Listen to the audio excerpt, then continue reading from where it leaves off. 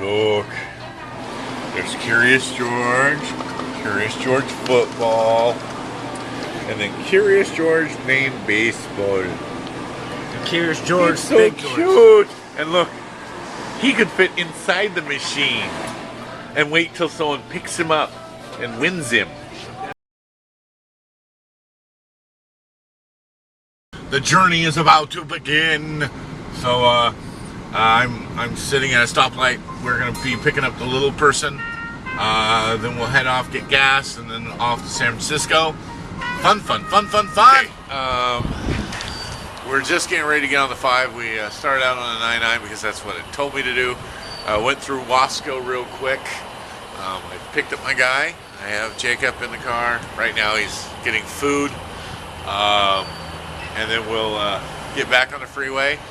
Hopefully, if everything goes right, we will be there before 2 p.m. We left earlier than I thought I would be able to, which is good. Looks like everything's fine except one thing. It looks like my wife's handicap placard is in the car. And so that means I'm in a lot of trouble because my wife kind of needs that for her job, to park near her work, and also, oh yeah, for school tomorrow. So, not real happy about that. I feel bad, but hopefully it'll all work out. Also, I'm hoping she has keys to her own car because last time I checked, she didn't. So we're in trouble with that one again. So, crap. You don't know what I've gone through. Okay, we have arrived in San Francisco. We did good time. Matter of fact, I think we did pretty good time. Before 3 o'clock. We got here at like, we pulled into the parking area at like 2:12, 2:13 because we got lost on some side streets. Constructions were moving things, and then all of a sudden you'd see the street, and the computer would all of a sudden go, oh yeah, turn right. And we're in the left lane. Recalculating. And they did a lot of recalculating because where we were had a lot of big buildings. It lost satellite connection several times to the point where all of a sudden satellite is disconnected, and you're like, thank you, I'm stuck in the middle of a road and don't know where I'm going. So we get to the front. We finally find a parking space. It took us, I would say, a good 10 to 15 minutes to find parking in this building. We were going up and down. There was reserved areas, so we can't park here. We finally got there. And yeah, we were getting ready to just use my wife's placard and park in the handicap, which is illegal, folks, so don't you ever do that. And I don't, but I thought it, and it's okay. As long as you don't do it, folks. And it dawns on me that I have this fear that they forgot to put it in my name. So I walk up, but I do have the reservation number in my phone. So I walk up and I go, okay. They go, your name? I said, George MacArthur or George the Giant. It could be either one. And they go, that's not there. And I'm like, okay, well, here's my reservation number. And I give the one contact's name, and they look it up and they went, yes, that's the name that goes with it. Is he with you? And I went, no, he's probably not arriving until 10 o'clock. Well, how do we know you're supposed to be in this room? I'm like, well, because I have the confirmation number, and I look like I think I should be here. I don't know. I was like, and then I'm starting to question myself in my head. Do I look like a homeless man trying to get a job, get a place to take a shower? I mean, I didn't think I look. Do I look? Do I look homeless? I don't know. But my friend over here, see, look at that. He does not look homeless. He's wearing a nice outfit. He looks decent. They should have looked at him and went, they're not homeless. They should probably be here. But they still question me, and they go, well, how do you know this gentleman? I said, well, I knew him like 15 years ago when he lived in Bakersfield. Well, where does he live now? I don't know. I go, he called me up because he knows I do weird and strange things and wanted to hire me. And they go, you do weird and strange things? And I almost sat there and go, I'm standing here with a little person. Don't you think that's a little bit odd? But I didn't. I looked at them and I said, yes. I said, I kind of do odd things. I go, I'm one of a handful of sword swallowers. I go, I do a thing called blockhead. I do fire eating. I do all these weird things. And they said, you really do that? So I pulled out a nail out of my pocket, smacked it in my nose, quick as I could, and smiled at them. And then they looked at me and went, well, you're exactly what you're saying you are. And I'm just ready to go, duh! But I didn't. I mean, He was a nice giant. I kept my cool this whole time, knowing that it's not their fault. Their job is to make sure the people that are supposed to be in the rooms and are paying are in those rooms. That is their job. So I can't get mad at them. I can be annoyed with them, but I'm not mad with them. I understand the whole situation, folks. So don't think don't be writing comments going, George, you're overstating. You're a prick. No, well, I know I am, but not in this situation. I'm just being annoyed, so I'm trying not to take it out on them. I'm making jokes about the situation and everything else. Supposedly, Jacob's costume is downstairs under my name. So I have to go downstairs and say, I think there's a package for George MacArthur. Could you check? And then if that happens, then they might go, hey, maybe you are supposed to be here. Duh. But they have my credit card and record. They have my license. And I'm kind of frustrated in this whole situation. Because I really just want to have a good weekend. I mean, I'm going to be going to Ripley's here in San Francisco. I haven't, since they've done the remodeling, I have not been here. I've meant to send some notes out to people on Facebook and Twitter to let them know I'm in San Francisco. I do have a friend coming and meeting me here, and we're all going to go to Ripley's, see the museum and everything else. This is the most disturbing thing you're going to see. Waldo playing a mini bass. Now the three-legged man I love, but having her play on her neck, it's just racistly disturbing. And Cage Boy.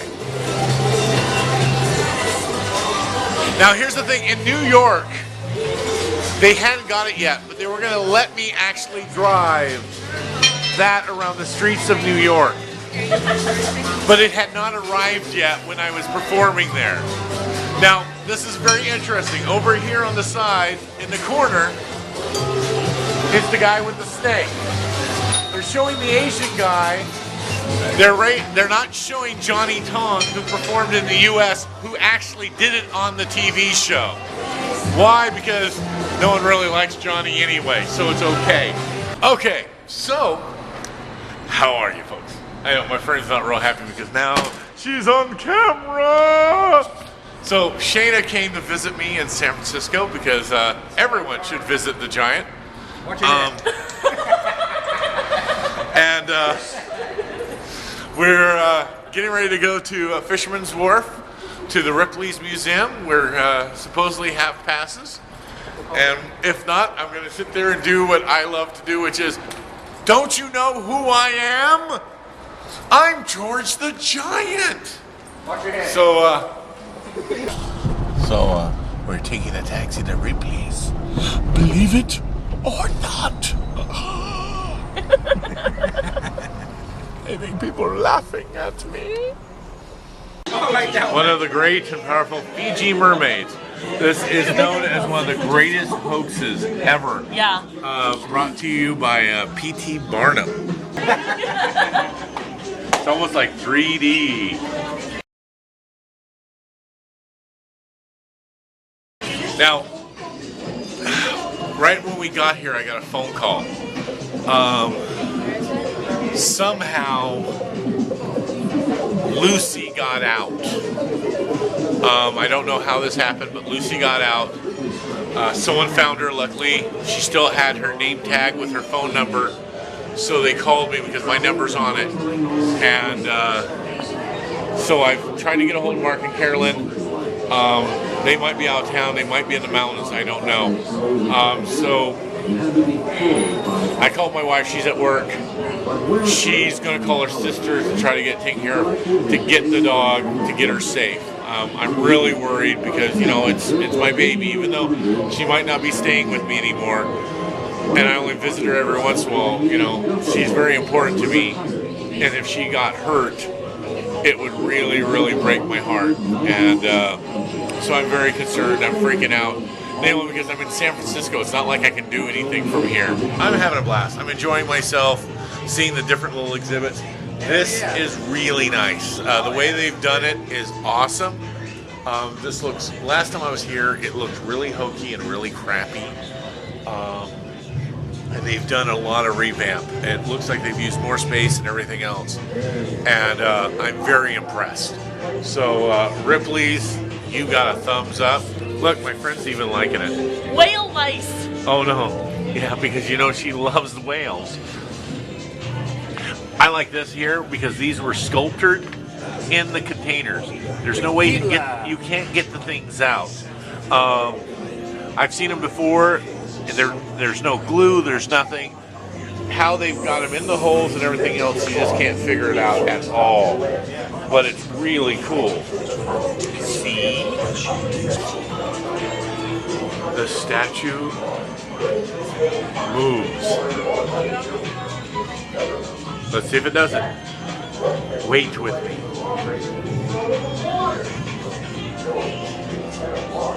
Now it's not going to do it.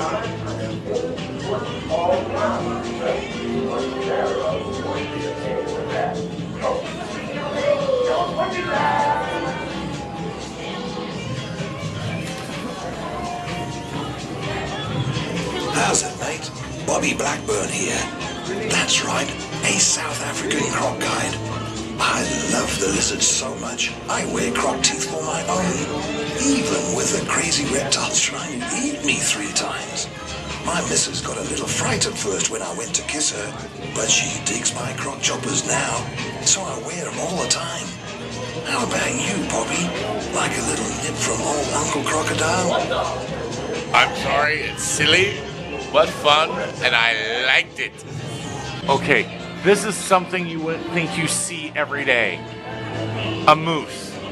Now that looks cool, but this moose is made of nails. Little tiny nails. Let's look. Is that not cool? Look, it's a giant cat hairball.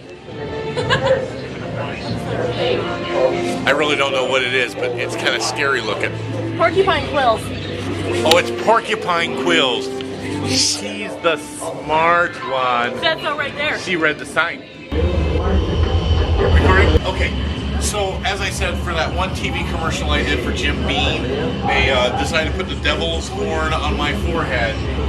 This is kind of the look they were looking for, but they put it in the front instead of back. I kept telling them it always grows from the back, but they wouldn't listen to me. But this is kind of what I would have looked like.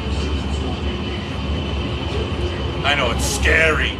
And sure, it's strongman looking. Okay, so folks, this box, it has been brought to Ripley's.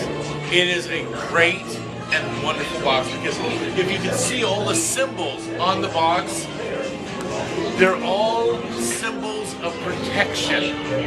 They're to stop evil spirits from inhabiting the mortal realm. So, they make sure that it's locked at all times. It's a foolish tradition, I know. It probably doesn't mean anything. But they keep it locked so in case anyone tries to open the box, the spirits will not be released. So I'm really... I can pull on this all I want, and it will... The world is going to come to an end, and it's all my fault.